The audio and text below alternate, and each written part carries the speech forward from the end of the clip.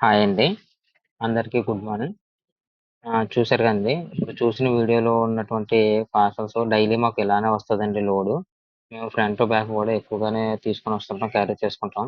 Daily ఎలా చూసుకున్నా ఒక 100 అబోవ్ పార్సెల్స్ అయితే మేము తీసుకొనొస్తుంటామండి. సో, మా బాధేంటంటే మేము తీసుకొచ్చిన పార్సెల్స్ వచ్చినయి వచ్చినట్టుగా అయిపోతే మాకు ఆ లోడు బర్డెన్ అవుతే అవ్వదండి. కాకపోతే ఏంటంటే కొందరు కస్టమర్సు తీసుకుంటాను అని చెప్పి ఒకరు, తీసుకోరని చెప్పి ఒకరు చాలా మందున్నారండి.